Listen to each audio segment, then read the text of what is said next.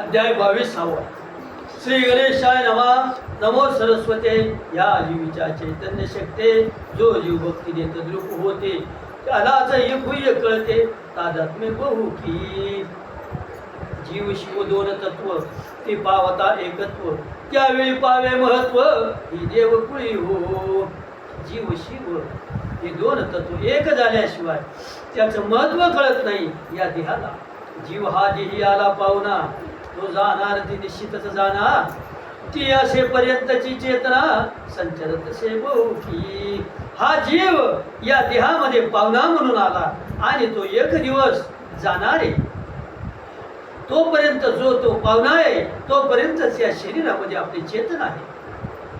ती चेतना संपल्यावरी या देहाशी जाळीची सत्वरी दश क्रिया करून वरवरी दुःख दाखविशी की. या शरीरातली चेतना संपल्यावर या देहाला जळून टाकतात, दश क्रिया करतात, वरवर दुःख दाखवतात. देह हा नाशिवंत कळून वळेना कुणा प्रत नाशनावरी प्रेमात्यंत अविश्वसनीय असं बोलले की. हा देह नाशिवंत आहे, कळत पण वळत नाही. या नाशिवंत देहावर लय प्रेम. अविनाशी आत्मचैतन्य हा देहाशी करीतसे धन्य म्हणून त्या अनंताशी अनन्य तद्रुपता अनुभवी. अविनाशी आत्मचैतन्य या देहाला धन्य करतं म्हणून त्या अनंताला भगवंताला अनुभवावं.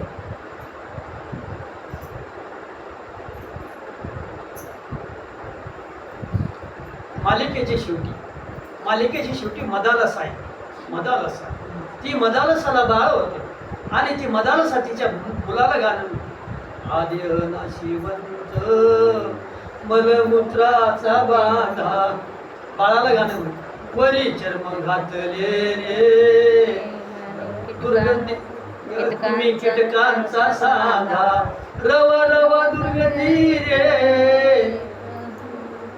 म्हणजे ती बाळाला सांगते मी तर गेले आता पण तू तरी बोलू नको.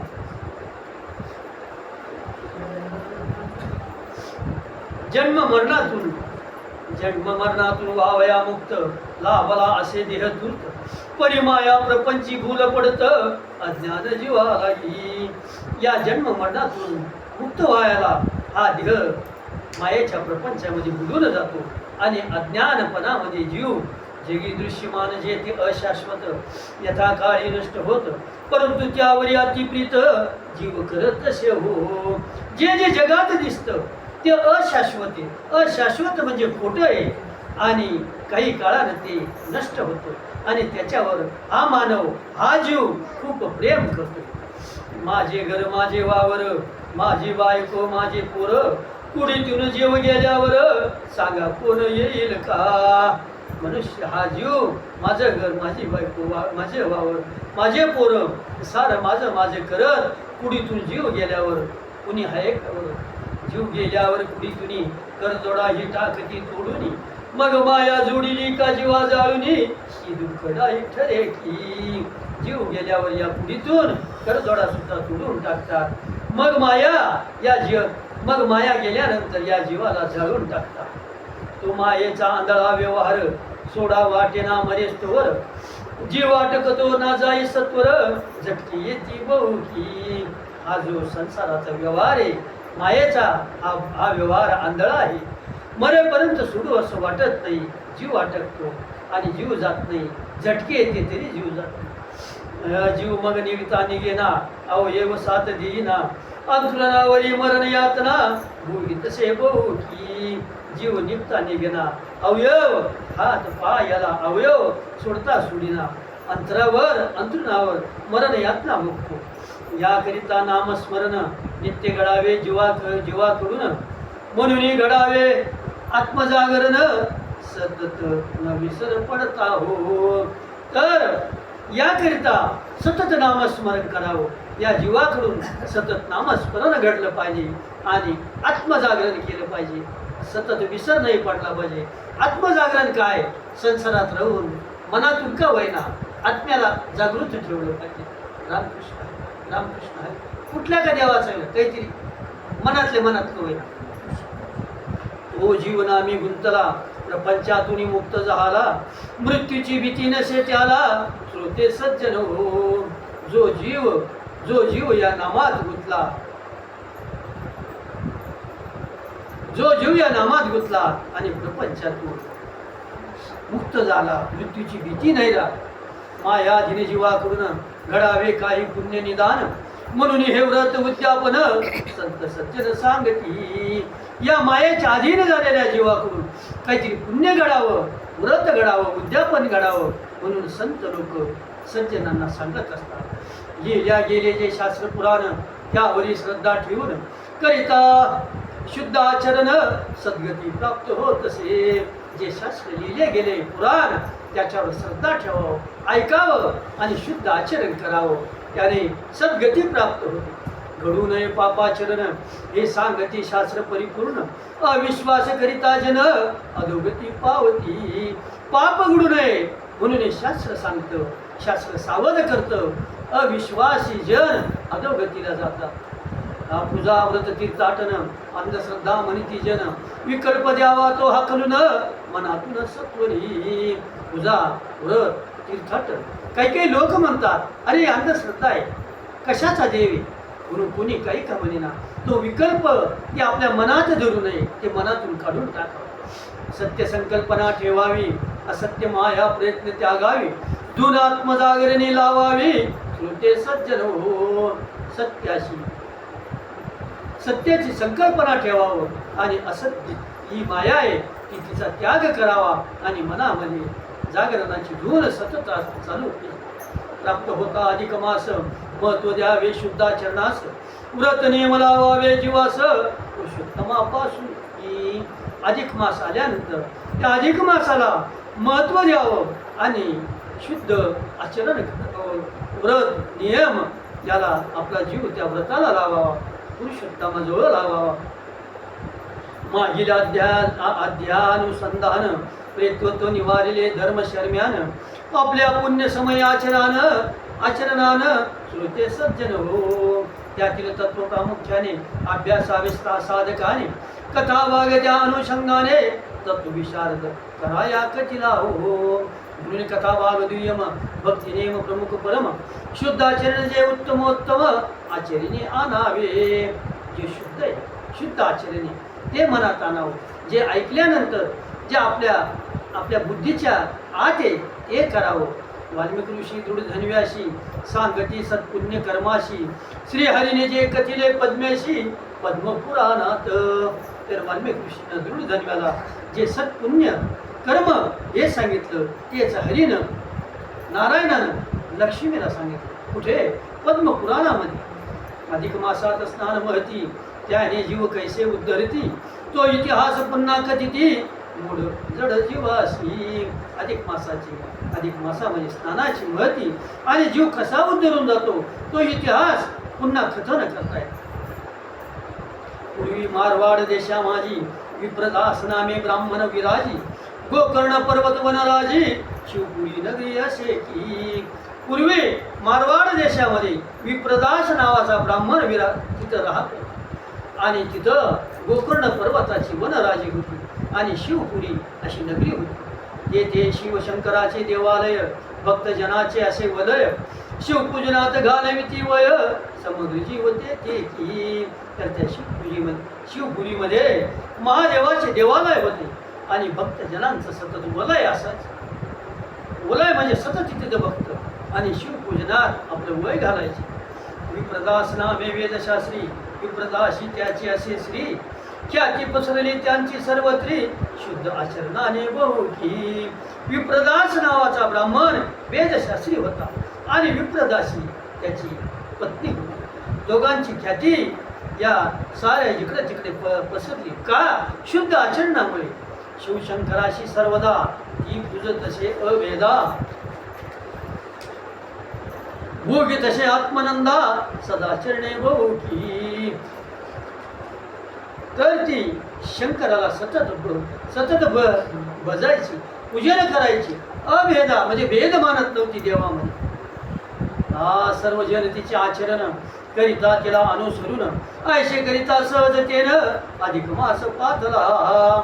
तर इतकी भाविक होती, तर बाकीचे लोक तिचं पाहून तिचं आचरण करायचे, ती जशी वागायची तसं तिला अनुसरून करायचे. असं करता करता अधिक मास आला. तिचा पती विप्रदास घरी तसे अधिक मास व्रतास तिने अनुसरले पतीचं पुरुषोत्तम पूजा वया. तर असं करता करता अधिक मास आला आणि त्या बाईचा पती विप्रदास त्याने अधिक मासाच्या व्रत केलं, त्याने ते पत्नीने शुद्ध केलं. दोघं मिळून पुरुषोत्तमाची पूजा करायची. प्राप्तकाळी उठवून शुचिरभूत होऊन सोबत घेऊन सोबतीने स्नानार्थ जात असे. सकाळी प्राप्तकाळी उठायचे, शुचिरभूत होऊन सोबत सोबतीने घेऊन जायच्या स्नानाला. गोकर्ण पर्वताच्या पायथ्याशी विविध धातू विचित्र सुंदरशी ते सारणेश्वर ज्योतिर्लिंगाशी महात्माशे भारी की. गोकर्ण पर्वताच्या पायथ्याशी विविध अशी धातूंची खाणे सुंदर असे आणि तिथे सारणेश्वर ज्योतिर्लिंग आहे. त्याचं खूप महात्म्य आहे. तो स्मरण मात्रे भवसारी जन्म मृत्यूतून पार करी, म्हणून सारणेश्वर साचारी नामावी नाराशे की.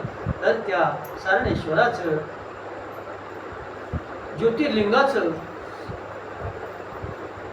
पूजन केल्यानंतर भवसागरातून जन्म मृत्यूतून तो पार करतो असे म्हणून त्याला सारणेश्वर म्हटलं आहे. स्वर्ण मात्रे दुःखदैन्य संसारिका अशी करी धन्य, त्याहून दुसरे अनन्य ज्योतिर्लिंग नसे की.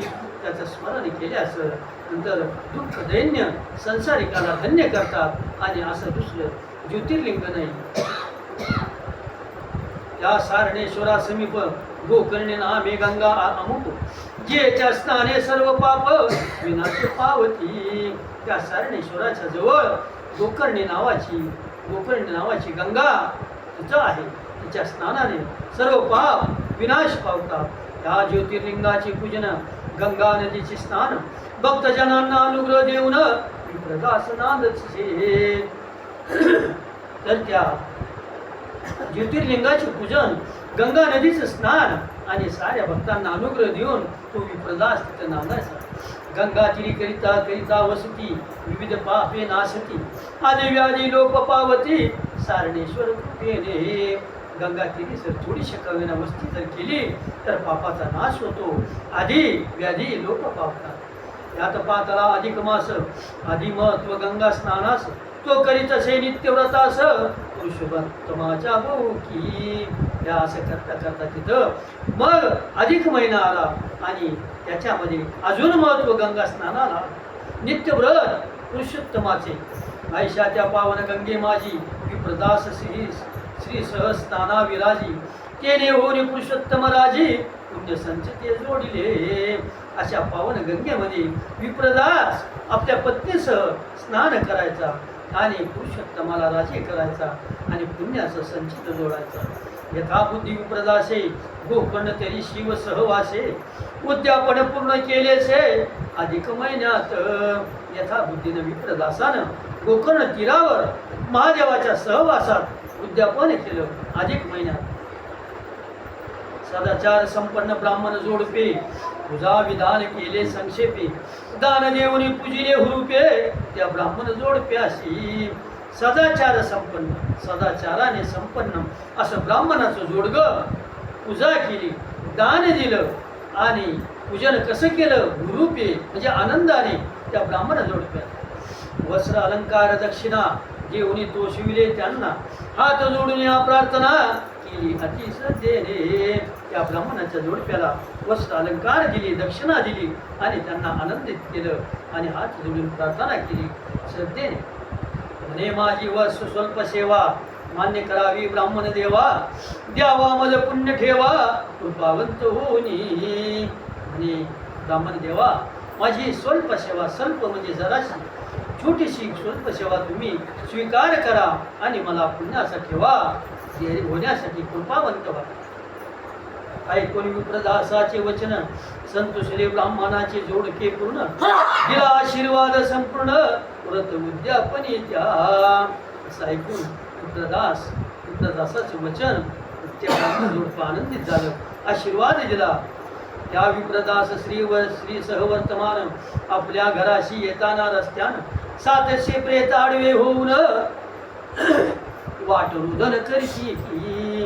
तर विप्रदास आपल्या पत्नीसह आपल्या घरी येत असताना रस्त्यानं 700 प्रेत त्याला आडवे झाले, वाट आडवाय. त्याच्या विद्रूप शरीराशी भयानक चेहऱ्याशी पाऊन दचकली विप्रदाशी भीती प्रवर्तली की. तर ते त्या प्रेतांचं असं विद्रूप शरीर पाहून ती त्याची पत्नी दचकली. महाकाय क्राळ विक्राळ पर्वतासारखे विशाल की पर्वताची उभे राहिले प्रबळ असे भासती. महाकाय ते भूतच कशी तरी दिसायची. विप्रदास प्रेम दृष्टीपूर्वक करू लागला त्यांचे कौतुक. अरे म्हणे काय अलौकिक प्रेत अद्भुत प्रगटले. पण विप्रदास प्रेम बुद्धीचा होता, प्रेम दृष्टीचा होता. तो त्यांचं कौतुक करू लागला भूतांचं. म्हणे अरे अरे काय अलौकिक आहे. अलौकिक म्हणजे कधी न घडणार. प्रेत प्रगटले म्हणे. हा काय माझ्या पुण्याचा प्रताप. याचसाठी मी केले का व्रत तप. पुण्य घडता घडावे पाप तैसे मज झाले की. अरे बाबा हा काय माझ्या पुण्याचा प्रताप आहे की काय. मी यांच्यासाठी व्रत केलं काय म्हणे. व्रत तप आणि विप्रदास व्रत फलाचे तपोकिरण विप्रदासाच्या अंगातून निघून त्यांना रोजिले व्रत शक्तीनं त्या समयाशी. विप्रदासाचे व्रताचं फळ तपोकिरणानं त्याचा जे तपाचं फळ होतं आणि तपाची जी शक्ती होती हे त्याच्या अंगातून निघून त्यांच्या जवळ येईल. त्या प्रेतांचे बळ निमाले सगळेच निस्तेज पडले. विप्रदासाच्या चरणी आले विनम्र होऊनी. ते भूतांना बळ राहिले नाही, सारे निस्तेज झाले आणि विप्रदासाच्या चरणावर आले विनम्र होऊन. विप्रदास तपोवले त्याचे अज्ञान निघून गेले. क्रूरत्व पूर्ण सोडिले प्रेतांनी ते देवा. विप्रदासाच्या तपोबलानं त्या भूतांचे अज्ञान पण निघून गेले आणि क्रूरपणा तो निघून गेला. सर्वच झाले शांतियुक्त वरी भयानक शरीरे दिसत. मेषमुखी गर्दवासम ओरडत बेसूर अधिकी. सर्व शांत झाले पण त्याचे शरीर भयान होते. मेषमुखी, मेष म्हणजे बकरीच्या तोंडाचे, गर्दभाभास गर्दभ म्हणजे गाढवाच्या तोंडाचे आणि ओरडायचे भिसुरासारखे. कुणी आखूड पायाचे, कुणी लांब हाताचे, भव्य विशाल डोक्याचे, पुन्हा नाकची नसे की. ते भूत कुणी आखूड पायाचे, कुणी लांब हाताचे, कुणी मोठ्या डोक्याचे, कुणाला नाकच नाही, कुणी नेत्रहीन, कुणाला डोळे तीन, कुणाची वाकडी मान जीवा लांबली बहुकी. कुणाला डोळेच नाही, कुणाला आहे तर 3 डोळे, कुणाची मान वाकडी, कुणाची जीभ लांबी, कुणाची ढेरी पोट, कुणाचे पाट पोट सपाट, कुणी झाडातून उंच ताट, डोळे हात दाखवी. कुणी करिता चित्कार, कुणी करिता हाहाकार, कुणी करती भूकार, कुणी हासती बहु. ते भूतच ज्याला पटलं तसं करायचं. कुणी रडताना हसती, कुणी हसताना रडती, कुणी बेसुरा कृंदती त्या समयाशी. कुणाची पिंगट बाबरे ओट, कुणाच्या तोंडातून लोट, कुणाच्या नाकातून फेसाट वाहू लागले. त्याची पाहुणी दैना विप्रदासा आली करुणा. म्हणे कुणी केला हा धिंगाणा तुमच्या कुळीचा असा की. तर विप्रदासाने पाहिल्यानंतर त्याला करुणा आली. म्हणे बाबा अरे तुमच्या कुळाचा असा धिंगाणा कोणी केला. कोण ते तुमचे कुकर्म जेणे तुम्ही पावले भ्रम.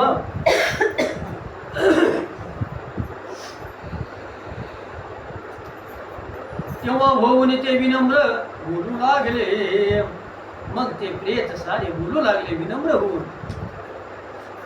आम्ही बहुत जन्माचे पापी, आम्हा मुक्ती नसे कदापि, परंतु पूर्वी महातपी आम्हा तारक व्हावे की. काही संचिती पुण्य होते म्हणून आपले दर्शन ते प्राप्त झाले अद्भुते. या समयाशी आमचं खूप जन्माचं पाप आम्हाला मुक्ती नाही म्हणते.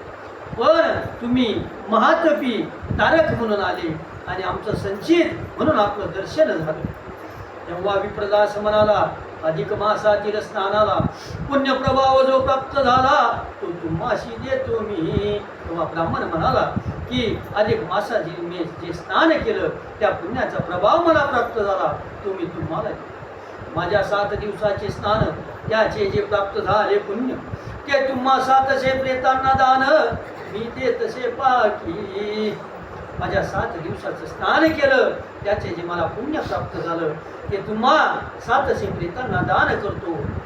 ऐसा संकल्प करून जल दिले अभिमंत्रून त्या जलाच्या प्रभावानं दिव्य रूप झाले की. असा संकल्प केला आणि जल अभिमंत्रून त्या जलाच्या प्रभावाने ते दिव्य रूप झाले.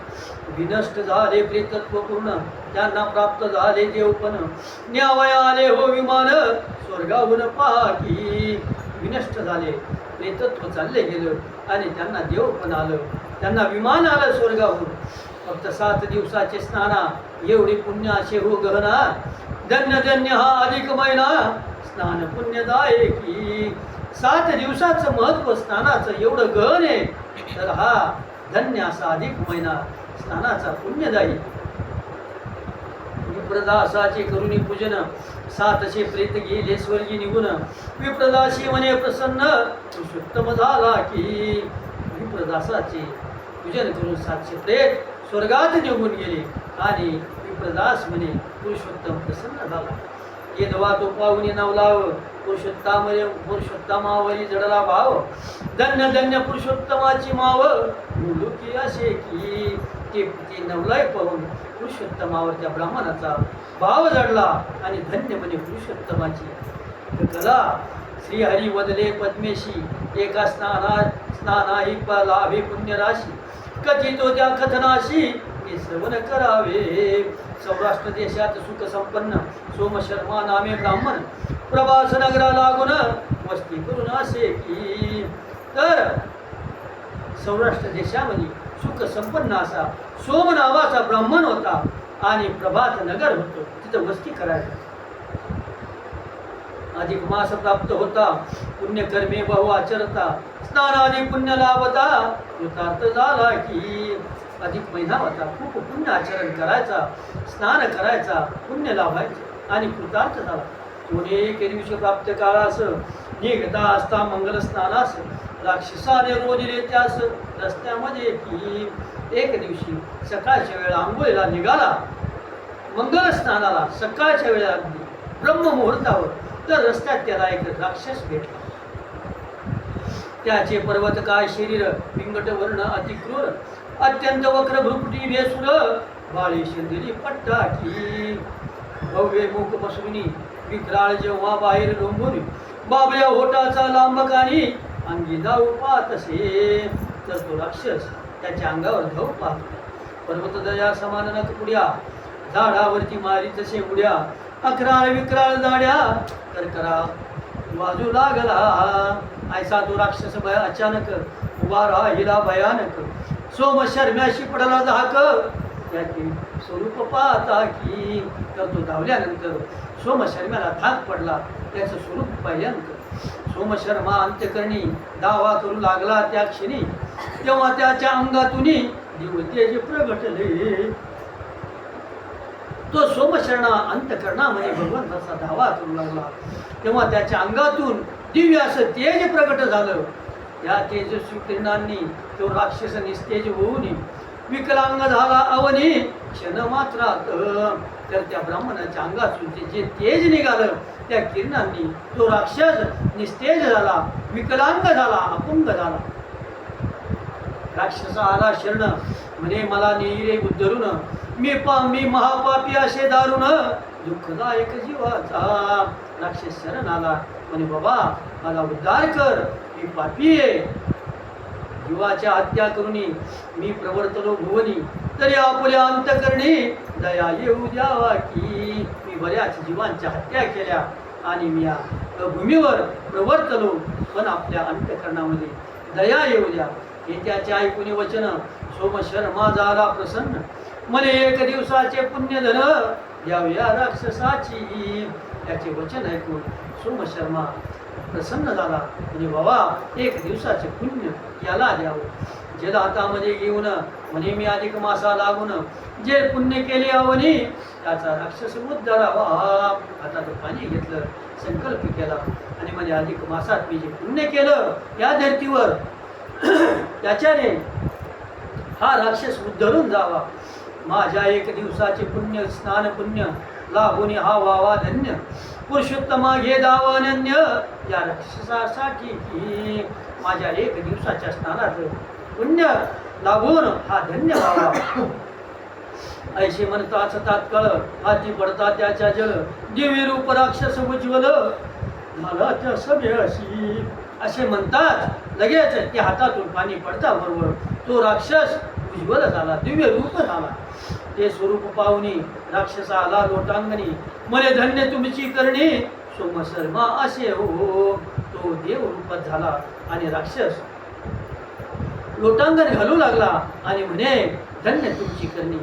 अधिक मासातील एक स्नान त्याचे पुण्य त्या राक्षसा देऊन दिले तया देवपण त्या समयासी. अधिक महिन्यातील एक दिवसाचं स्नान त्याचे पुण्य राक्षसाला दिलं आणि देवपण त्या राक्षसाला देवपण आलं. आकाशमार्गे विमान त्याचे करिता येऊन त्याला नेले स्वर्गी जाण त्या समयासी. तिसरी अधिक मास महात्म्य ग्रंथ रंगणार दे पद्मकथारथ दासपुरे कथितो जनहितार्थ 22 अध्याय.